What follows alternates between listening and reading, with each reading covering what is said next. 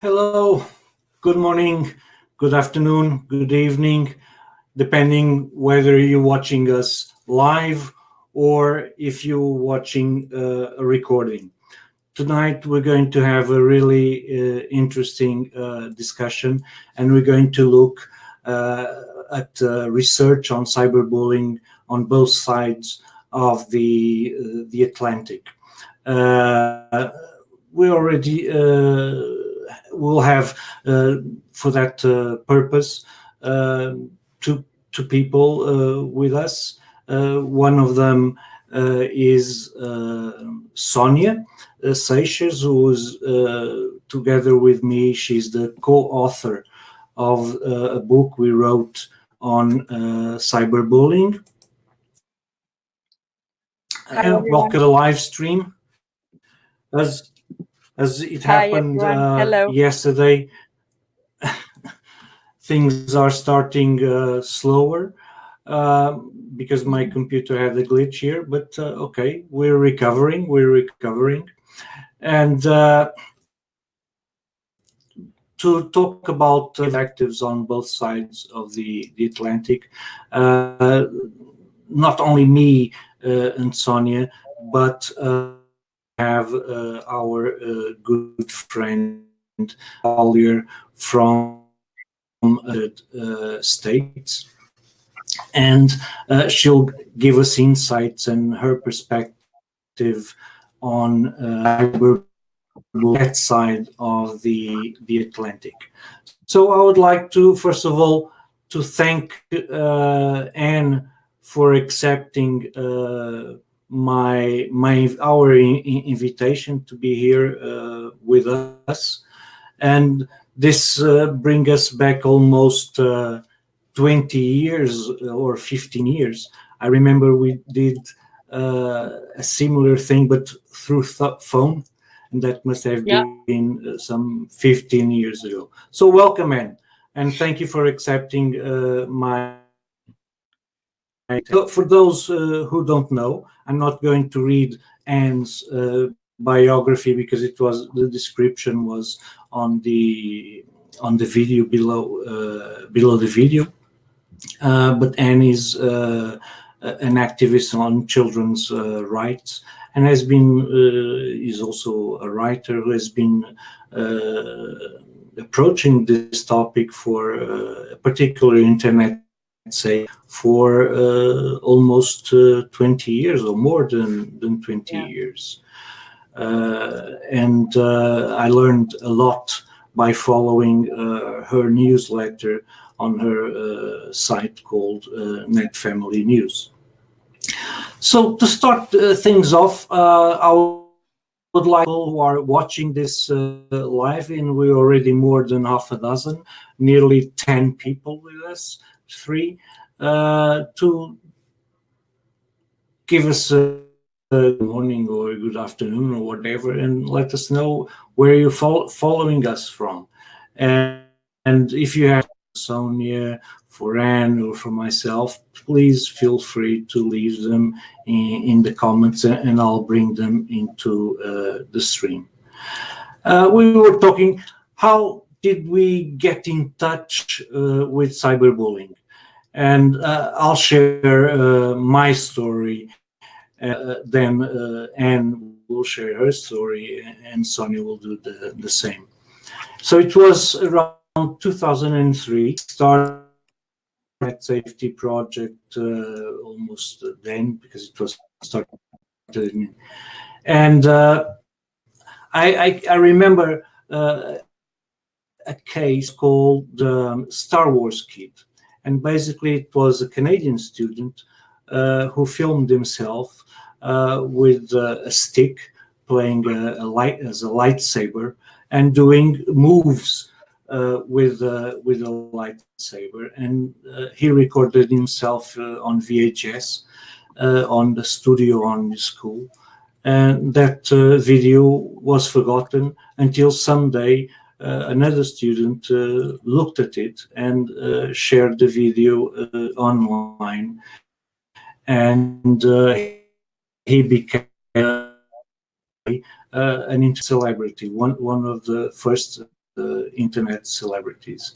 And he was mocked online, and it had a heavy toll on him. I remember reading interviews with him. And I learned about the case and wrote about it. And this was in 2003. In 2004, and I'm not sure whether the term cyberbullying already existed or not. In 2004, I was invited by psychology students from the University of Coimbra to go there to talk to them at an event on internet safety. And it happened that within that event, there was also a roundtable on bullying. And I said, oh, I can't miss this, because I had felt that there were some connections. And I went to that roundtable where we had people who were doing research in universities in Portugal on the subject of bullying and school violence. I remember meeting Beatriz Pereira from the University of Minho, João Amado from the University of Coimbra, and the students of Armanda Matos were the ones that invited me to go there. So I was eager to learn about bullying and how does it connect to online. So I asked that question. Oh, we've been talking about bullying, but what about bullying online? And I was surprised because the answer I got from the researchers was, well, we're internet users, but we don't use the internet that much. So that's something that we're not really aware of. So that was the first time that I realized, this was 2004, that, my God, if these guys don't know about it, nobody does. So it was a shock for me. And I thought, one of the reasons I started my internet safety project was because there was no information in Portuguese on internet safety that could help parents, families, schools, teachers, and so forth. So it was a second reason, that maybe I can do something. So whenever I could, I would write and research about the subject. How about you, Anne? How did you get in touch with this reality? Well, as a former journalist who'd been writing about kids and digital media starting in 97, I really followed the popular culture and news media about what's happening with kids online closely for quite a while. And so the other day when we were talking and preparing for this, I remembered the Star Wars kid. I had picked up on that, and I think I've written about it, but it really struck me. It struck my heart that this young man had this video sort of used against him. And, the fact that he went viral, and this was before we used the term going viral, right? This was well before YouTube. And I remember reading that it had quite a traumatic effect on him. And I think he had to leave his school and that sort of thing. But I don't think we called it cyberbullying yet. I checked back and I found that the first time I ever wrote about cyberbullying or used the term was in 2004, as you said. So I kind of picked up on it at about the same time. Webster's dictionary said it was first used in 1998, but didn't say how it was used or where or by whom. And I remember the EU Kids Online's 3 C's, content, contact, and conduct. So it sort of came after the first 2 C's that were about adult content and pornography, and then contact, which was really more about predation online, the wrong kind of contact, and then conduct, which was about cyberbullying. And when I first wrote about it, I interviewed a Canadian educator, Bill Belsey, who had founded the website bullying.org, which I think won some awards. And then later he founded Cyberbullying.ca. And so I wrote about him and his work in the newsletter. And then we kind of watched it really take off in popular culture as a term when our media became very, very social, right? So more around 2005, 2006 with MySpace and blogging. And it just was really interesting to see how sociologists were saying that an age-old social problem that had not been well addressed was now coming back up because it was appearing in digital media. And so in a way, the internet has helped us focus on addressing a problem that really needed to be, really needs to be looked at. And I think we've made a little progress, but we still have a lot of work to do. Absolutely. How about you, Sonia?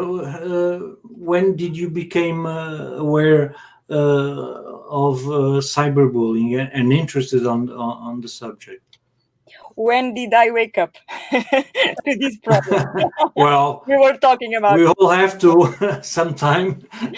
Yeah. Well, it was around. Hopefully sooner than later.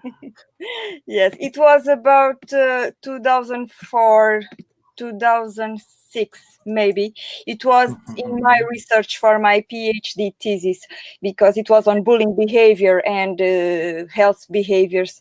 And around 2004, 2006, I started to find in the research the first studies about online bullying. Some call online bullying, some call digital bullying, sometimes cyberbullying, but it was not a frequent term used.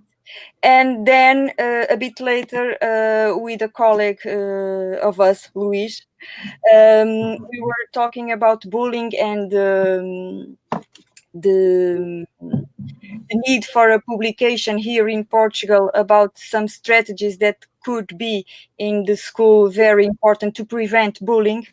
And then we start to think about, and what about cyberbullying? So it's a new way of bullying behaviors, and we were talking about that, and we think, who in Portugal has the most knowledge about the digital world? And we connect with Tito in the Miúdos Seguros na Net, his site, and we start to study more about cyberbullying. Mm-hmm. Actually, and for those who are following us, we wrote a book on cyberbullying, a guide for parents and educators, that was published here in Portugal in 2016. And together with Sonia and me, there is another guy who is Luis Seixas. He's also... Hey, Seixas, it's me. Luis Fernandes, sorry. Luis Fernandes. He's we also together, right? Yeah. He's also a psychologist, and we jokingly say that we make a great team, because Sonia is the researcher, Luis is the one who deals with the kids that bully and are bullied, and I'm the guy with the tech. So we have three different roles, and we complement each other, I think, very well. It sounds like a trifecta, a great. Yeah. Yes. But we were talking about 2004. Yeah. And that was so long ago, isn't it? So what has... Yeah. How have things evolved? Where are we now? Well, I think we've got a little bit better sense of definition, a little more clarity. In our country, I've learned a lot from a really great resource called the Cyberbullying Research Center here in the US that was founded by Justin Patchen and Samir Hinduja, two criminology professors at different universities, who started tracking cyberbullying experiences with young people with very large data sets nationwide, starting in 2004, actually. And one of the really interesting things that they've turned up, that they just published this year, was what's happened with bullying versus cyberbullying trends in the past few years, because what they've found is that, and this has been true with all studies through the years, and not just Justin and Samir, but statistically, bullying is still a worse social problem than cyberbullying. That the numbers are higher for traditional bullying. But what they found this year is that between 2016 and this year, cyberbullying went up less than 1%. But bullying, as we've always known it, went up 35% in the past 3 years. So we are far from handling this original social problem, and it looks like cyberbullying is kind of flattening out.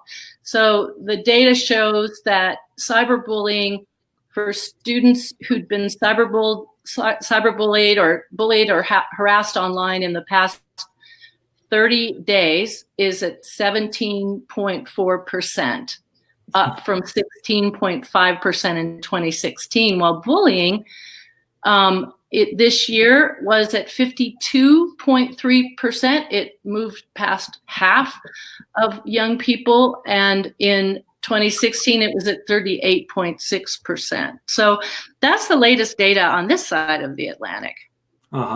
That's interesting, because when we wrote the book, and a psychiatrist in Portugal wrote the foreword, and the book wasn't yet printed, and he was going to Madeira, I believe, which is a Portuguese island, archipelago actually, and he asked us if we could provide some copies of the book so that he could take it with him.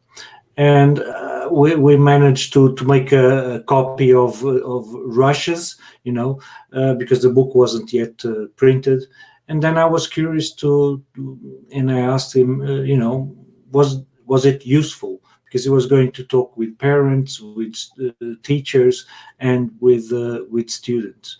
And he told me one thing that was interesting, and perhaps I don't know how it reflects on the data that you just mentioned. And he said, it was very useful for one thing. I realized that parents and teachers are very worried with bullying, and are not the least worried with cyberbullying. It's something that they don't even understand or hear about.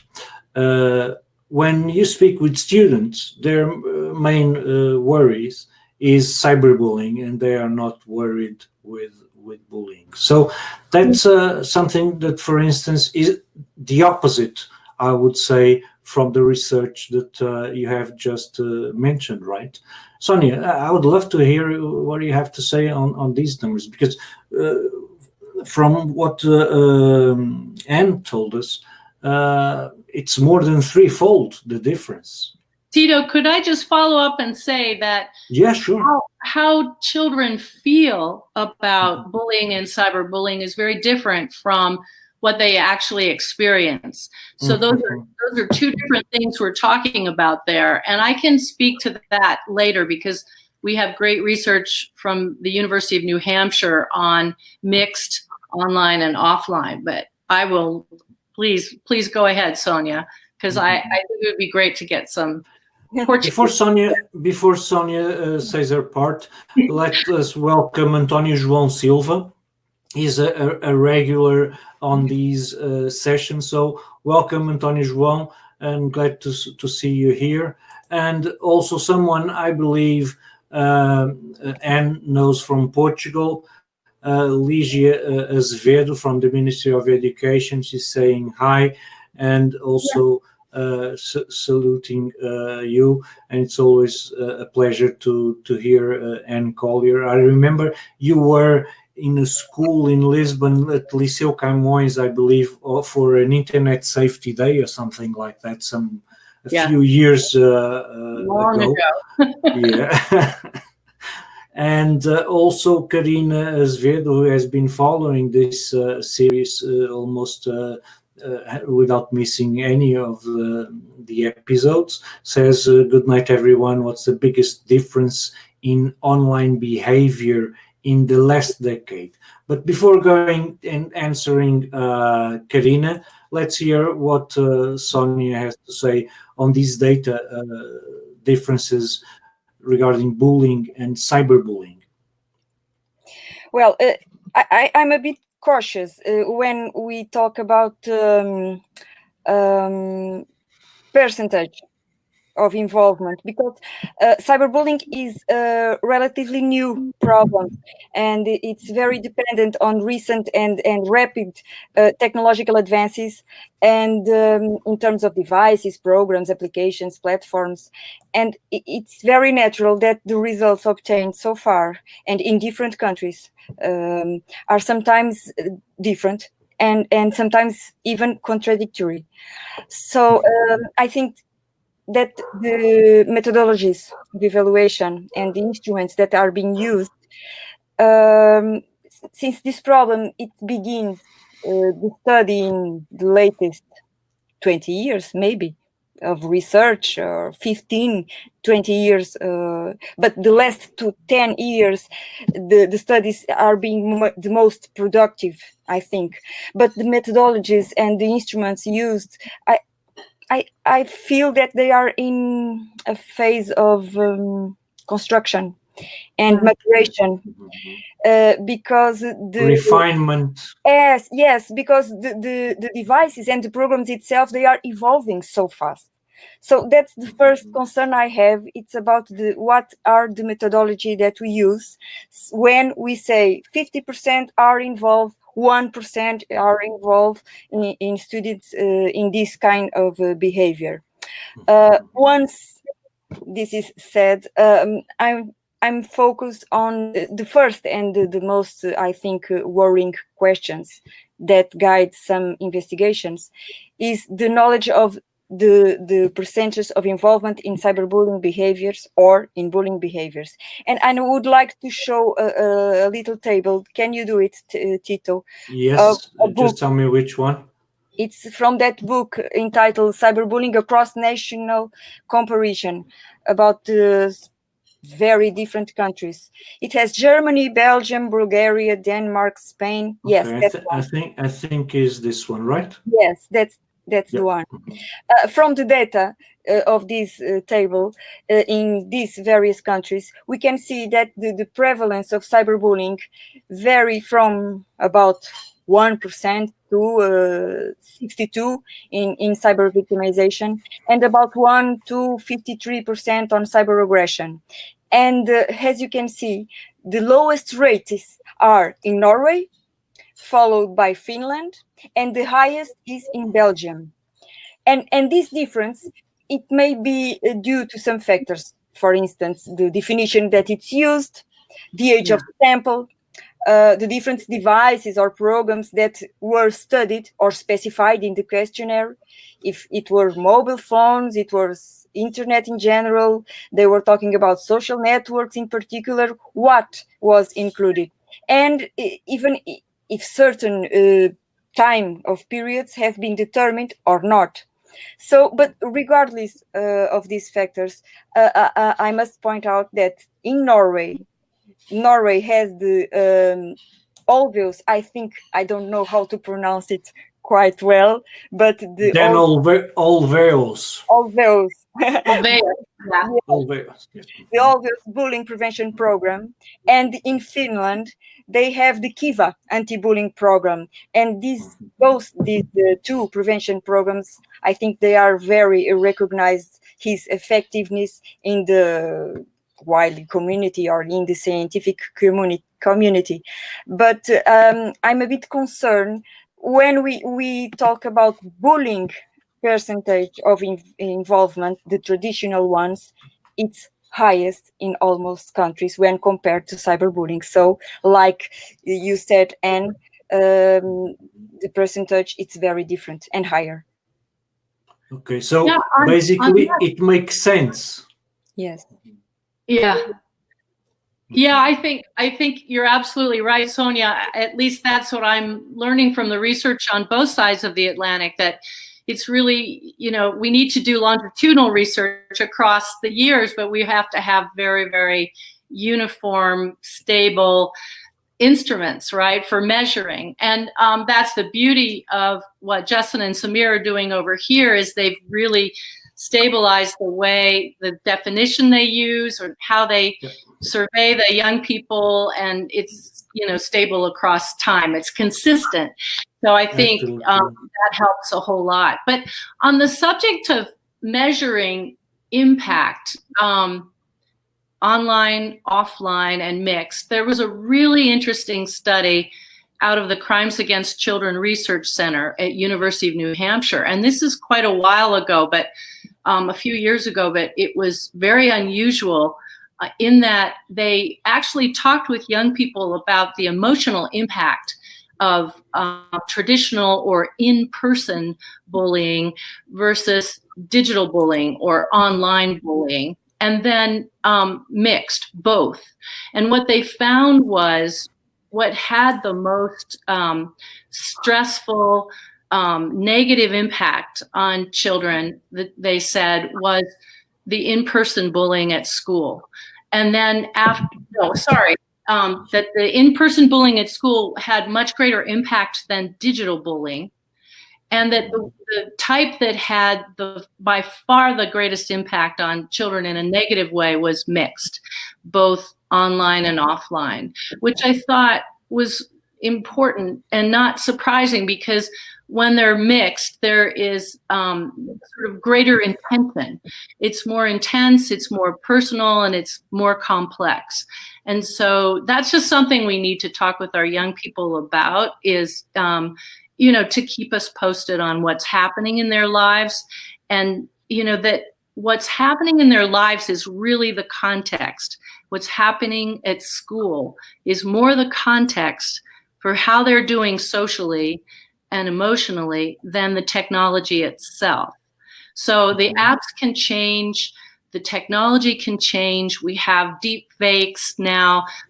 There are different ways to be socially cruel, but the behavior hasn't changed that much over time, I would suggest. And I think the research is showing that. Mm-hmm.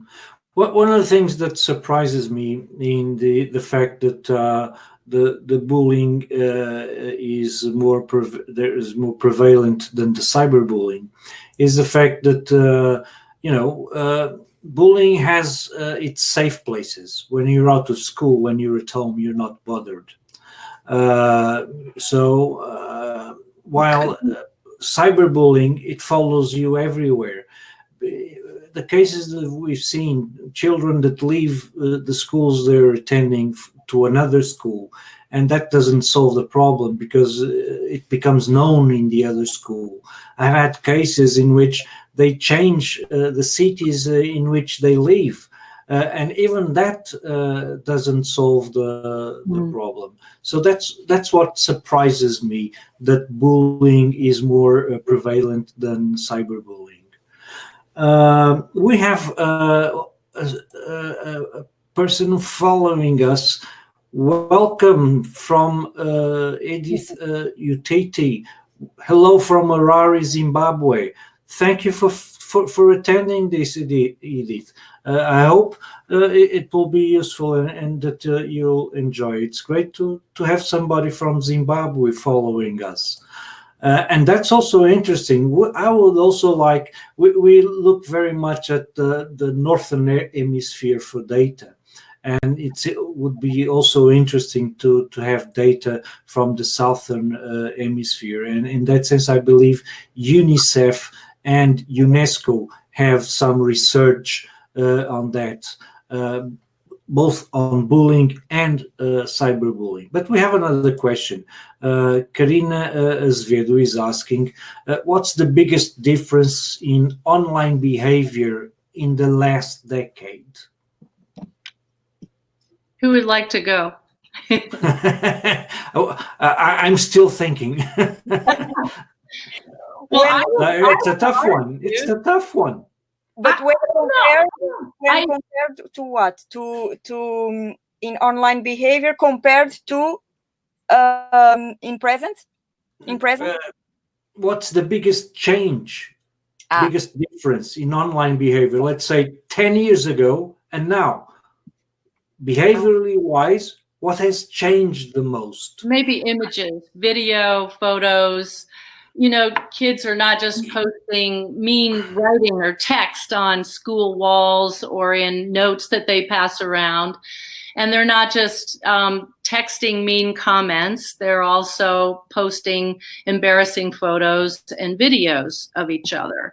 To me, it's the same behavior. It's just different media. And I don't think it's that hard to address because it's not that different from the way it's always been. I don't want adults who are working with children, and I have, been piloting a social media helpline for schools here in the United States, talking with school administrators, and there aren't that many differences from school to school or peer group to peer group or even technology used.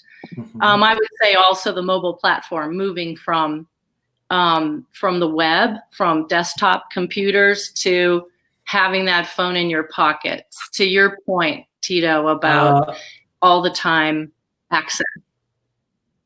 Can I just add one thing? Tito? Yeah, sure. Can I just add one thing? Yeah, sure.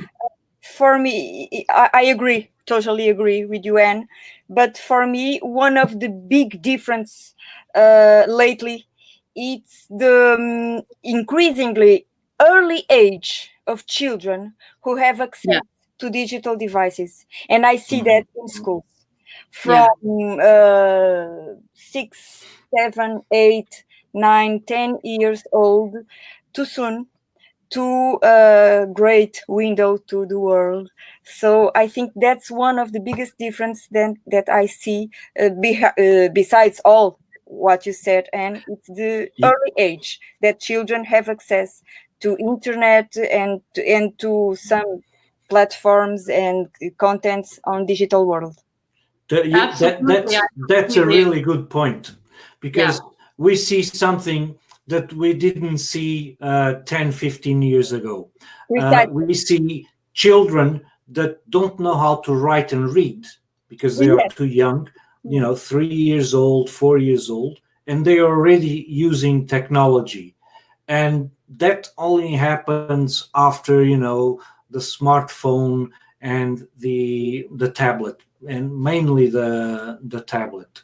That was something that children that young were not really much users of technology. Well, they were second-hand users because we would sit them on our laps while we were, keyboarding, writing something.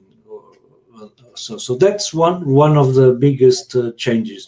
The other one, I would agree with you, and regarding video and imagery, and there is one that is happening this year, which is that you already mentioned, deep fake videos, and that's going to be it's already being a game changer behaviorally wise, because those deep fake videos can also be used to harass, to defame, and so forth.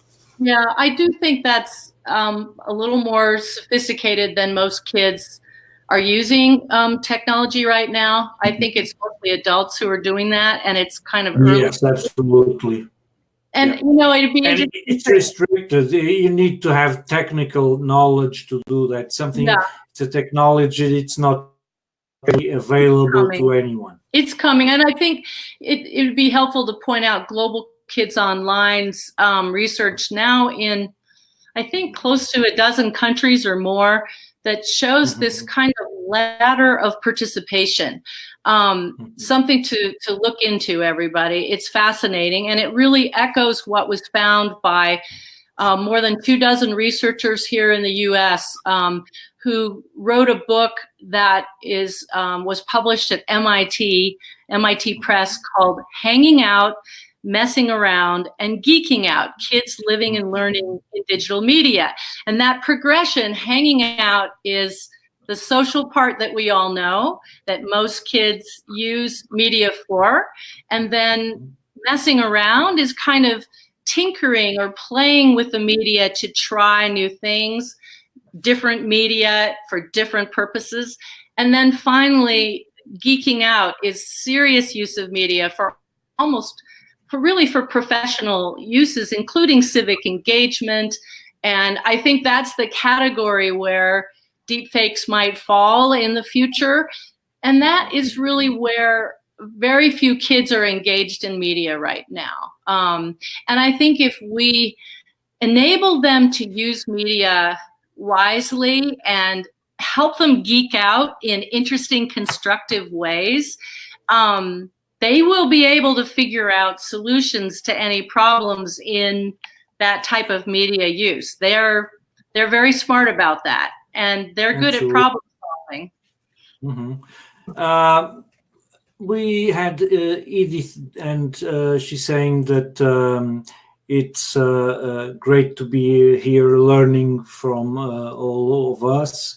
And she adds also that I would also love to share my experience with cyberbullying in this part of the world sometimes. And I have a word for you, Edith. It's all about us people that have something that when we feel that we have something that we can share with others, we shouldn't look back. You know, sometimes we find the work of our lives, you know. So don't hold back. If you would like to share your experience, go ahead and do it. And I'm really glad to have you here with us. Karina Azevedo was saying that Sonia, this precocity is really the big change. And I guess that we all agree. And Ligia is saying something also interesting. Kiva's coordinator noted that in Finland, even implementing prevention plans in the school of bullying only decreased 10%. Yeah. That at the moment, they were rethinking the methodology of training. Yeah. It's a very complex problem. And I would like you to get your comments on this together with another thing that I read the other day. The other day I read that taking a program from Finland that is very successful, or a program from Norway, from Dan or Wales, and implementing it in another country doesn't mean that it's going to be equally successful. Do you have any comments on that? Yeah, we have Olveus bullying prevention programs all over the United States being implemented in schools, and I think it's a very similar result. It is a very, very complex problem. We also have, you know, Olveus, to your point, Tito, is evidence-based here in the US as well. So it doesn't always translate from country to country. Last spring, I was in Chile. And I think in Chile, they found that they have to do quite a bit of adaptation to make Kiva work there. We also have PBIS in this country in many, many schools. We have about 130,000 public and private schools up through secondary here in this country. And many things are being tried. We're also working on restorative practices and social emotional learning, mindfulness training in many schools. In the San Francisco Public School District, they are implementing restorative practices district-wide, and that's another whole subject that we could talk about. But I think what's important to point out to that issue about the complexity is that the national academies here of science, technology, and mathematics, which did a major report on bullying and cyberbullying in 2016. That's it. Thank you, Tito. They pointed out that schools that really work on positive school climates across the board, and try different things, different programs, from bullying prevention to social emotional learning to whatever, are going to do better. There's a lot of work, and many programs is better than just one. So I thought that was a really helpful takeaway from that report, and that's happening in this country. It probably is. I know I went to a bullying prevention conference in Zagreb a few years ago where people were saying the same thing, where social emotional learning and emotional intelligence are really being looked at very seriously throughout Europe. Actually, we had yesterday somebody talking about empathy, and we'll also have some both Portuguese speakers and English speakers on the topic of resilience, which I think is also something that's really important. And actually, tomorrow we're also having an English speaker on emotional intelligence. And the conference, I think, was where we met the last time in Zagreb, was the Enable conference where Sonia was also attending. I know one of the things that you mentioned, and that mindfulness is something that is also coming. I'm hearing about it, and I actually invited someone to talk about it, but she couldn't make it to October, hopefully sometime in November or December. But restorative practice, that's something, it's new for me. Can you let me know something about that? Let us know. It's both prevention and intervention, and I am not an expert on it. Yeah, sure. Yeah, but it's where teachers and students get in a kind of restorative circle. And I'd be happy to get you a source and get you some information so that you can perhaps do a program on it, Tito. Yeah, but sure, I would love to. It's where and it doesn't always work with bullying. So my bullying prevention experts caution me about introducing any confusion there. It's really to deal with peer victimization that doesn't involve a kind of power imbalance, whether it's psychological power imbalance or power abuse or physical, right? It's more about dealing with conflict and victimization in the school. And what it involves is getting the perpetrator and the target together with supporters of each, and going around the circle and helping the perpetrator understand the impact of his or her actions on the target. So it can be very, very effective in changing behavior. And I know there's an evidence base to it, and there is an International Institute of Restorative Practices, IIRP, in the United States. I think it's iirp.edu. Okay. I'll check it out. I'll also check out the book that you have mentioned. I made a note so that I see if there is a URL that I can share then after the live with in the comments, so that people can click and know more about it.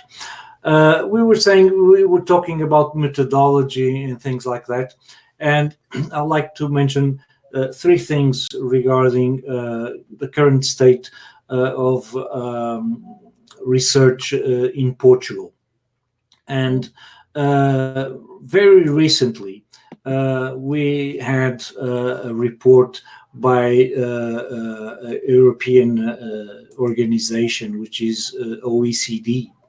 And this was the headlines was bullying in schools in Portugal has decreased to half in 5 years.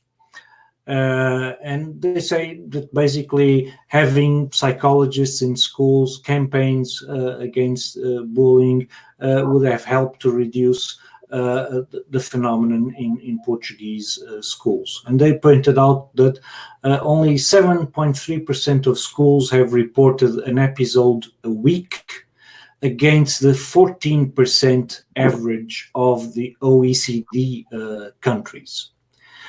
And I was surprised by this. And when the reporter contacted me, I cautioned her on these results and said that,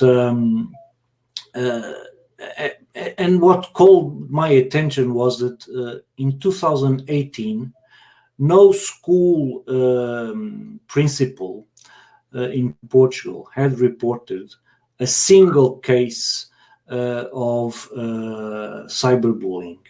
They were not calling it cyberbullying. They were calling it publication of improper content and harming content on the internet related to students. And only 0.4% had declared reports from parents or educators. And that was a surprise for me. And then what I took from this report is basically cyberbullying actually depends on who do you ask. Yeah. So if you ask, and in this case, a particular detail was the school system in which school administrators report bullying to the Ministry of Education doesn't have a checkbox for bullying or cyberbullying. Yeah. Until now, this month, that reality is going to change or is already changing. So that's one of the good news regarding this report. But the thing is, we won't have a picture of cyberbullying if we only ask school administrators about it. We need to ask students about it. We need to ask teachers about it. We need to ask parents about it. And even what we call here, the school staff, that look after the kids during the intermissions and things like that. So the feeling I have is that, and that let me just add one more, and I see that we already have questions, which was recently published in February this year, the EU Kids Online Report in Portugal. And one of the things that they reported is a comparison between the study done in 2010, 2014, and 2018 regarding victimization, online and offline for the past 12 months by age and gender. And we realize that the percentages between male and female are more or less the same, 26% for females, 22% for males in 2018. And the differences are more or less doubled when it becomes the early years, 2010 and 2014. We have 6% and 7 and 6 against 11 and 13. So it practically doubles. So it's a bit strange that in 2018 it remained the same, but in the previous years it doubled. And then we have the same categorization by school year. And the totals, we can see that cyberbullying and cyberbullying has basically tripled from 2010 to 2018. And then recently I met the head researcher, and she said, Tito, we shouldn't have done it, but we did it. The questions were different. So we basically were comparing oranges to apples. Yeah. And the questions in 2010, 2014, and 2018 are different. So this research is well intended, but it shows how much learning we still have to do, because if we change the question from one year to the other, it's the same thing as starting from scratch. Right.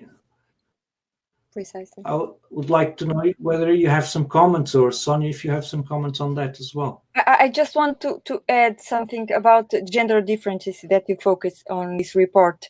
It's very interesting to see some results of studies that looked at gender difference, because generally they are inconclusive, sometimes even contradictory, within the same country. In some investigations, girls are more often involved in cyberbullying behavior, and mainly because of the characteristic of indirect behavior. It may help to explain this greater involvement and preference for such type of aggression. But in other studies, it's boys who present higher levels of involvement. And maybe this contradiction is present when we consider victimization or aggression. But if we look at their online behaviors, not cyberbullying itself, but their online behaviors, we can note some differences. And this is unanimous. While girls prefer to use the computer for socializing activities, boys use the computer more often to search and to play. And since girls are more active on social networking sites, chat rooms and blogs, it's natural that they are at a greater risk to be victimized by peers on the internet when we compare to boys. I think it's very an interesting point. It's this gender difference. It was where I was thinking about when you were showing those results. The other one, it's the definition of bullying itself. So when we ask something, they tell us some responses. In the other ear, if we change the definition or the questions, it's natural that the percentage is not comparable. That's one thing that Anne was talking about, and she was mentioning the work from the Cyberbullying Research Center from Samir Induce and Justin Patchen, and they are generous.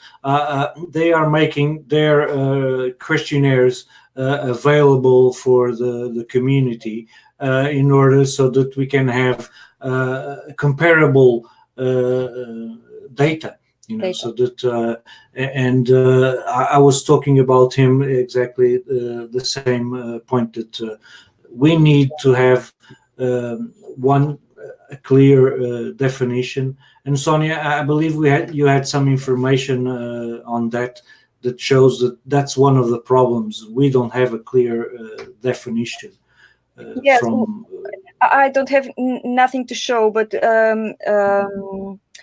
about the cyberbullying definition, I saw a study conducted by Menezzini in 2012 that investigated the role of 5 definitional criteria for cyberbullying in 6 European countries: Italy, Spain, Germany, Estonia, Sweden, and France.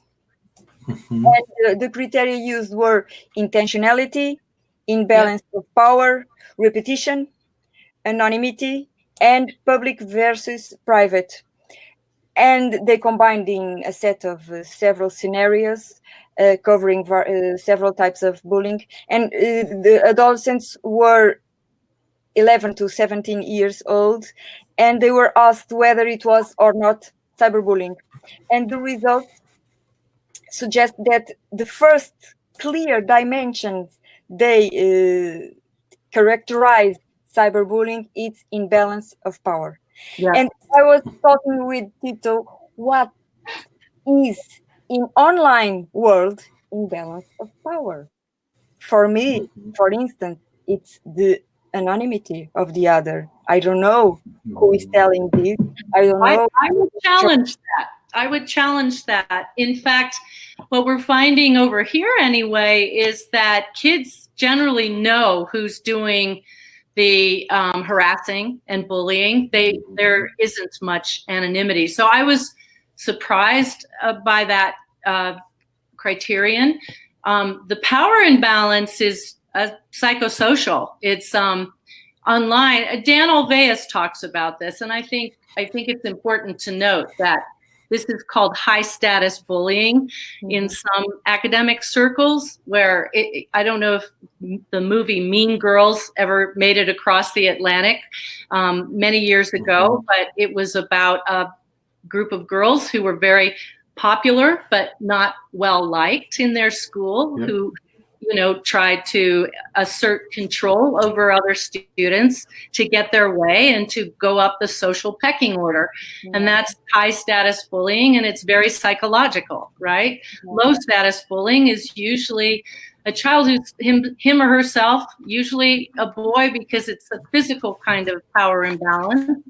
And he is dealing with trauma. Sometimes it's trauma at home, and he's acting out his pain on others. So that there are these different kinds of bullying that are emerging that I think we need to be aware of, and different kinds of empathy. We always talk about empathy as a solution, and it usually is, and we need to teach it. But there's also a kind of cognitive empathy that it doesn't have the affective feelings. It doesn't involve understanding and feeling other people's hurt. It really involves understanding how to gain power over them. And that's called cognitive cognitive empathy. And it's actually used by sociopaths to harm others, right? So that is used by high status bullies in school. And very often, because they're popular and attractive and powerful, the adults don't know that they're engaging in that kind of bullying. But the kids do. So it's important for adults to be alert to that kind of bullying, I think. Okay. I agree. Sonia, you referred several studies. Is there any one in particular that you want me to bring it up? Well, maybe the Portuguese one, Matos. Matos. Okay. It was done in 2018, so it's very recent in Portuguese schools, and that this study examined the extent and nature of cyberbullying in 23 schools, Portuguese schools, and a sample of 3,500 of adolescents from 8th, 11th grade, 8th and 11th grade. It's this one, isn't it? Yes. I'm showing it the right one. Yeah. Yes, that's right. The findings show that 7% of students have been victimized by cyberbullying, and 3.9 bullied others. So, like Anne said, it's a lowest involvement when compared with bullying, traditional one in our schools. Okay. Well, we are already around the hour. One of the things that also aligns with actually with what Anne said regarding the difference, and I was looking at it right now, the difference between the fact that bullying is more prevalent than cyberbullying is something that is also mentioned here in Portugal on the health behavior of school-aged children. And they have, this is a report that's done every 4 years. These are the results from 2018. And it's done in several countries, and it's run by the World Health Organization. And it's led in Portugal by the Ventura Social team. And they had shows, they had data. I'm not, okay, now I can see. And they compared bullying and cyberbullying. And as you can see, not on the big ones, but the other ones, the victimization in bullying is higher than in cyberbullying. So in a way, it agrees with the data that perhaps not in the same, here it's the double, it's from 7 point something to 14 point something, but it's in line with what you were saying, and let me just see if I can get the URL so that people can have access to the full report. It's in Portuguese. I'm sorry. The studies that we've been mentioning are in Portuguese, not in English, because mostly they were published in Portugal. Well, I think Google Translate. yeah, sure. And we have somebody that is commenting here. Actually, two people have commented. Edith Utete from Zimbabwe is saying, I'm an attorney and train children, parents, and educators on cyber citizenship and online safety.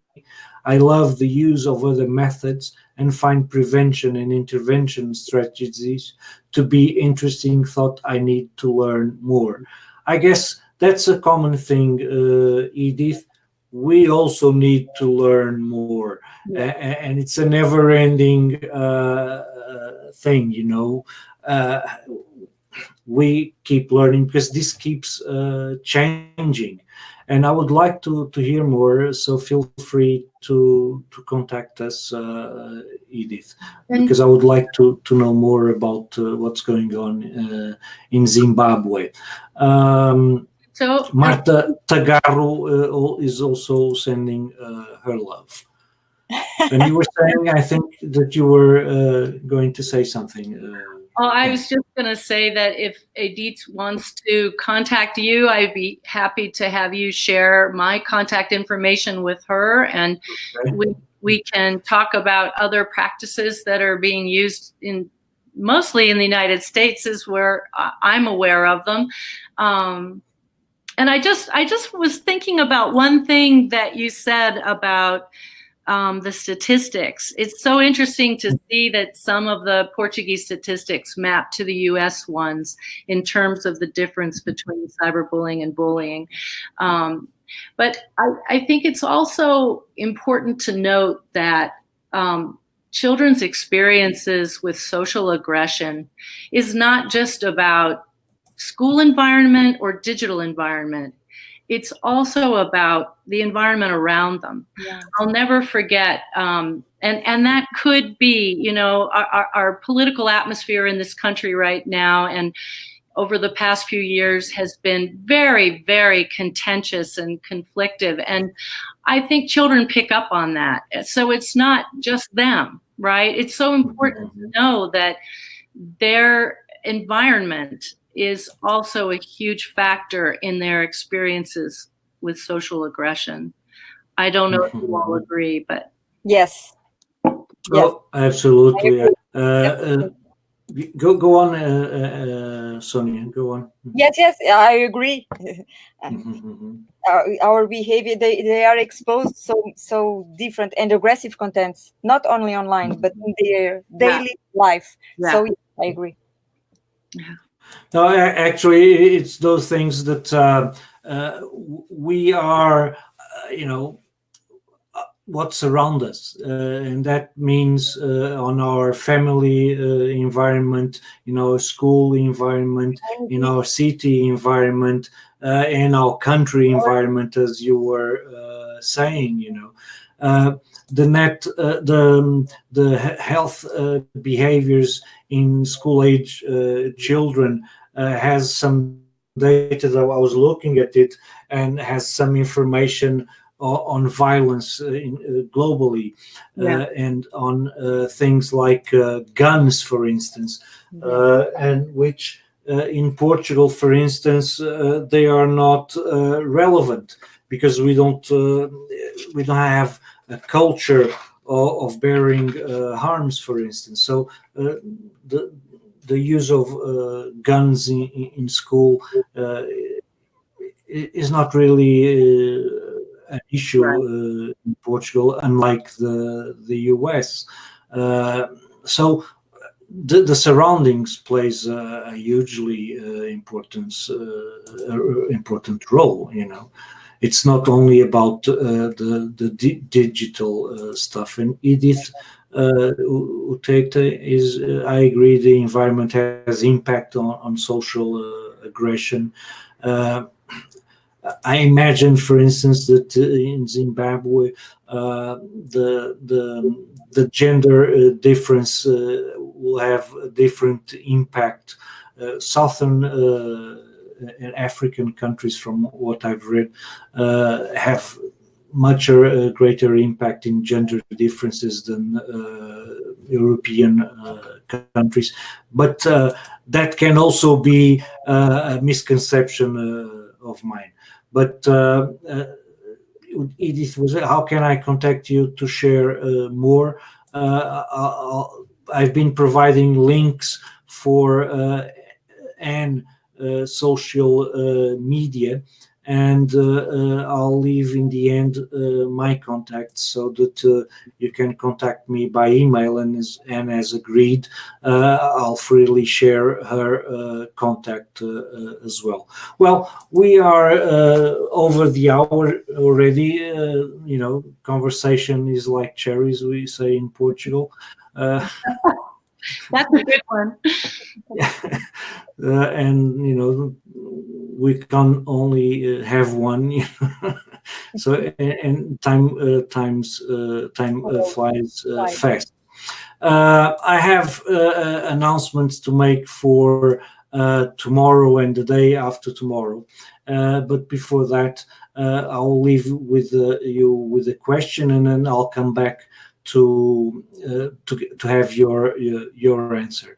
And as a question, I would like to ask you, if you were to advise a parent or a teacher on cyberbullying, what would be the single most important advice that you could give a parent and that you could give a teacher? Think about it. Give me a minute or two while I'll say what we have in store for tomorrow and after the following days, and I'll be back in a minute. Okay, Anne? Okay. So for tomorrow, we'll have another guest from the US.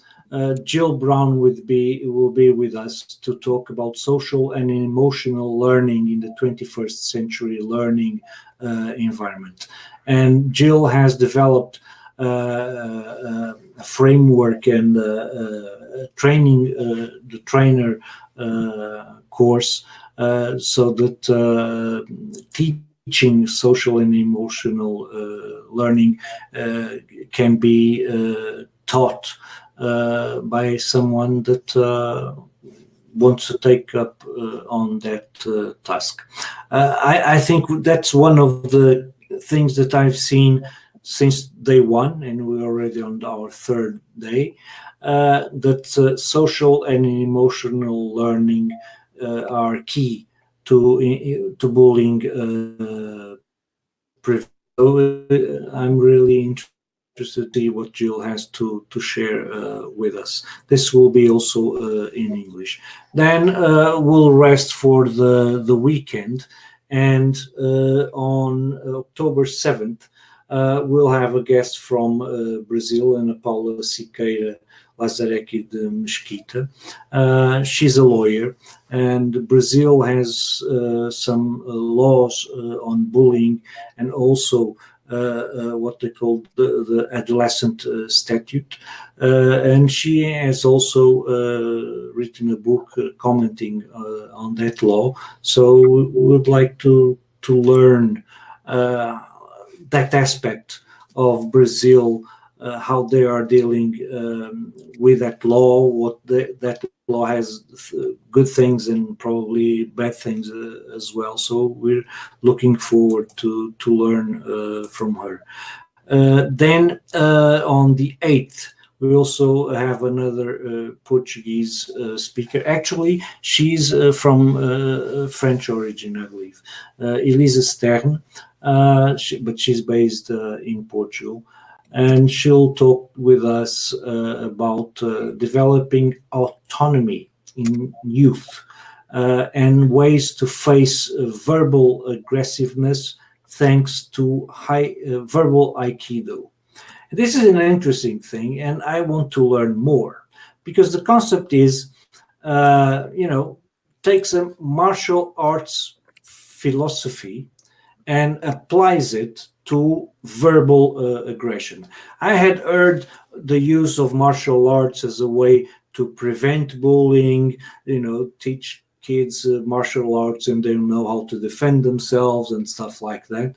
But this is verbally, it takes the concept of Aikido and turns it to prevent and to face verbal aggression. So I'm really looking forward to learn from Elisa. So we're back to you, Anne, and would like to love what you have to say. Gosh, verbal Aikido, that's fascinating. Well, okay, so that's a big question. But I actually think what I'd say to schools or school administrators and what I'd say to parents would kind of relate. They're correlated. And it has to do with family culture and school culture. I touched on that a little bit earlier, but I'll never forget reading about the work of a psychology professor at Emory University. I'm trying to remember his name, Marshall Duke, who years ago discovered that the way to help children develop a strong sense of themselves and resilience and really internal safety was to have a strong family narrative. And that's about, good communicating with our children, staying in touch with them and helping them develop this sense of family identity that says things like, in our family, we respect other people. In our family, we're kind to other people. It's about behavioral norms that are established in the family, loving one another and communicating and being open-minded and open-hearted about tech use and everything else in a child's life. So that's what gives them that strong inner guidance system or moral compass that provides resilience and keeps them safe better than anything else. And I would say that works at school too, where you have a strong school culture where we're all in this together and we respect one another in our school. You're establishing social norms that keep people safe emotionally, physically, psychologically. So that would be my answer. I hope that's helpful. Great. And it aligns, I think, with modeling behaviors, Yeah. Children see, children do. So if you lead by example, not just by saying things, but by example. That's really a great tip to end this call. Edith, thank you for this rich discussion. Looking forward to more. Looking forward to see you more times on our live streams, Edith, as well. As I said, just hold on a few minutes and I'll share contact details at the end of the call. António João Silva says, great live, thank you all. Thank you, António João, for being with us. And thank you, Anne, for being generous and accepting my invitation and to donate us your time and wisdom and knowledge and sharing your experience with us. We're 15 minutes over the hour, so my apologies if I'm keeping you late. Yeah, it really was, and I really have to thank you for it. And you're really generous, because you usually don't say no, and usually on first timers, the first time when we did a conference call, and now also you were one of the first for a Facebook Live. So thank you very much. Thank you to everyone that was with us during this call. And don't forget, tomorrow there's more at 9:30 Portuguese time, the same time that this Facebook Live went live. So keep showing up. Goodbye, everybody. Nice to see you. Goodbye. See you tomorrow. Bye. Bye-bye. Bye-bye.